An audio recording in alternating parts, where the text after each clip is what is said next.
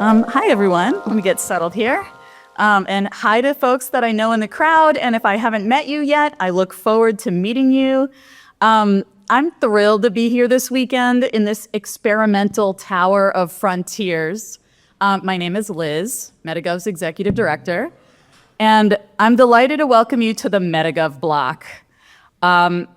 Both here and in other floors, you can find metagovernors such as S.J. Klein curating floor 16, and tomorrow, Seth Fry can be found on the AI floor.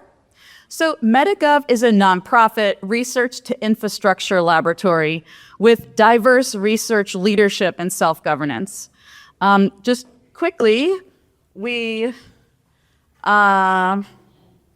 see, how do I click this? Great. We've analyzed $1 billion of investment into digital public goods. We created standards that are governing $19 billion in on-chain value. We launched publicai.co, an inference utility with Switzerland, and then built a co-op around it. And me personally, I'm involved in co-directing $2 million of investment into democratic infrastructure and advising on $10 million more. So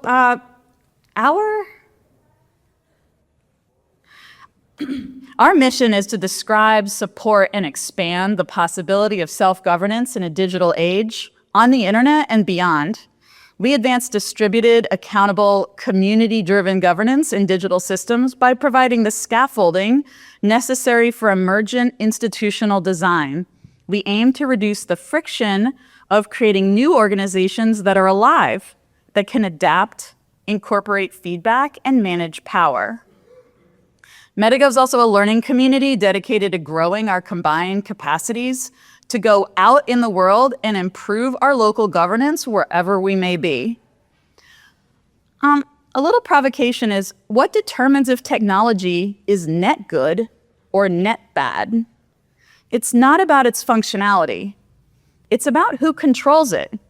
And so to figure out how to share control, we have to figure out governance. So I'll be sharing stories from the field, and then I'll be handing off to an excellent series of speakers that are going to demonstrate through their work in leadership emerging capacities that are capable of rising to the challenge of governing AI and planetary health locally, worldwide. I'm just going to stay on this one image for now. So this was Sunday afternoon in Los Angeles. 3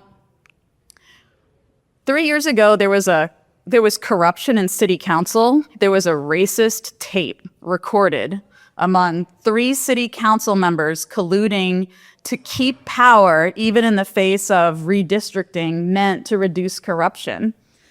And that's actually not the only corruption on the Los Angeles City Council, but I don't have time to tell you about all of it. But this recording forced the city council to begin a process where other people revised their power. In fact, the document that they had to revise is called the Charter of the City of Los Angeles. And there were a dozen or so folks appointed to that commission. But once those people realized what they were up against, they reached out to civil society, including Metagov and many foundations in Los Angeles, to help engage the people of LA in their own constitutional process. So that's how a group of facilitators, democracy activists, journalists, and even the Hollywood director of the film Everything Everywhere All at Once showed up to help out the local government of Los Angeles. We hosted online deliberations so that the people could set the agenda for mini assemblies and ultimately the full citizen assembly. And we gathered the people's vision into a preamble to the charter. To do this, we had to diversify our team, which is a theme I'm going to be repeating again and again. We had to diversify our team so that we could engineer at the level of complexity required to shore up democracy. We needed a print shop to print invitations to participate. We needed geographers to get us a list of every address in Los Angeles. We needed the post office to deliver 20,000 postcards. And we needed specific nerddoms who could come in and teach the delegates what research shows about voting systems and previous attempts to reform authority. So the delegates from the population of Los Angeles, shown here, met for 4 full days of briefings, discussions, and deliberations. And on Tuesday, like 3 days ago, we went to City Hall and presented the recommendation that for the first time in 100 years, the size of the city council should be expanded from 15 to 25 people.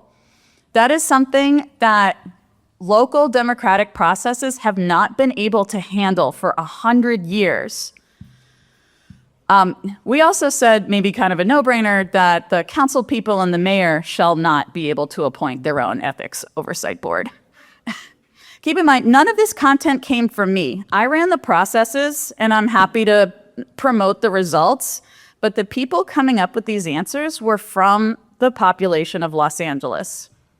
Now, I work overtime on democratic upgrades like this all around the world.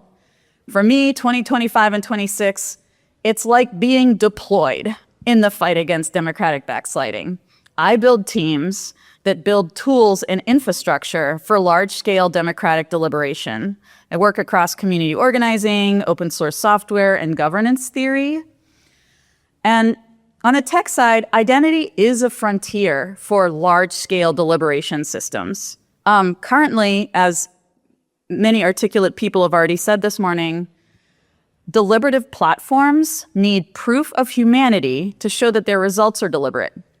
But participants need data sovereignty for safety, privacy, and credible exit. These two needs are interfering with the integrity of systems that could be the next generation of democratic systems. So it's really great to be here with you in person to connect some philanthropic efforts I'm working on with some of your initiatives here. How I started years ago was with a simple sign that said, "Talk to me," and then organizing parties for 1,000 people at a time to self-organize themselves around questions. That led to a series of risks and adventures that I'll save for another time, but it brought me to being physically, personally present in Taipei for Taiwan's Sunflower Movement in 2014. And I became part of the hundreds of thousands of people protesting decisions that their elected officials made against Taiwan's own interests in favor of China. There's a story here about breaking the story to the international community, setting up in organizations with the creator of Polis, working globally to support peace builders and governments, social movements. Anyways, again, more stories for another time. What's going on now is that I've joined Metagov, where Aviv Ovadia has created a visionary program in interoperability in this kind of deliberative tooling. He made an early and decisive move to prevent capture and make sure that emerging AI sense-making capabilities belong to everyone. There are 4 more speakers after me, and you're going to be hearing about these emerging capabilities, but I'm going to give you a bit of a global overview of what's happening where. So even as democratic backsliding is happening, it's also clear that any group's interest in strengthening their capacity to govern themselves is greatly clarified when someone else says that they own you. So China is saying this to Taiwan, Russia is saying this to Ukraine, the UK is saying this to Scotland, and the United States is saying this to California. And all of these regions that I've just mentioned have governments that are driving innovation into collective self-governance capacity. So in Taiwan, they're developing capacity for democratic steering under duress. They've set up a government-funded institute where staff can get market salaries. They have built participant wallets to protect their citizens' identity even as they enter into deliberations where they're sharing vulnerable political speech. And overall, they're building civic infrastructure commensurate with the risks. In Kenya, where there are Gen Z protests still roiling for 3 years and counting against President Ruto, youth have engaged peace builders in radio and text-based engagement to clarify the youth's demands, help mature their movement, and bring about peaceful civil society. In Scotland, they are working on developing their self-governance capacity while being inside of an empire that controls most of their land. What Scotland did was create an accelerator program to build the company they wanted to procure open source software from, and then procure it so that they could run national conversations on AI regulation, societal health, and maybe eventually independence. I have stories from the UK, Slovakia, Finland, and right here in California, the Engage California team, which had started working on youth mental health, but then had to divert to responding to the wildfires of just 1 year ago. And how they did it was they had to pull the skilled staff needed from across departments that didn't otherwise work together. California is trying to figure out how to institutionalize collective intelligence processes. And so I just want to return to this theme, like, how do we build the diverse teams needed that can support democratic systems that are fit for purpose? So a century ago, Hannah Arendt called it. She said deliberative democracy was not going to be able to scale to mass society. But taken from another point of view, democracy's time has not yet come. Our attempts at of, by, and for have been starved for the capabilities that we are just developing now. Democratic institutions are most commonly torn down from the inside by people frustrated with the combination of corruption and the inability to handle complexity. That should be an aha for the people in this room. We know how to bring transparency to data, and we know how to apply tools to handle high-dimensional situations. And yet, we can't do it alone. We, as technologists, don't possess the epistemic diversity required to build robust multi-stakeholder systems that any fraction of our species would actually use. So, along with Metagov research director Seth Fry, I'm obsessed with governance as a thing that people do to develop themselves and enter a mode of associated living. And it matters which part of these systems we automate. There's a paradox of automation that if we reach for tooling to augment a fundamental weakness, when that tooling is later removed, the weakness remains and may have further weakened.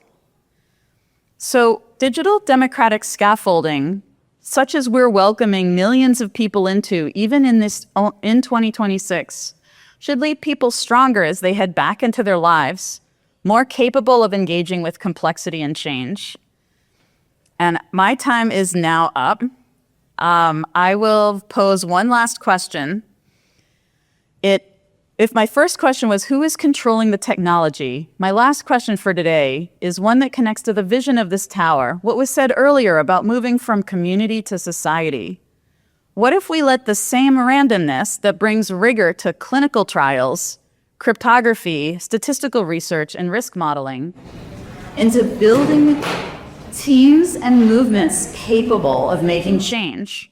What if the protocols we need for human flourishing are actually very simple? The protocols for the way we associate with people who are not like us, so that together we can build systems fit for democratic purpose. Thank you.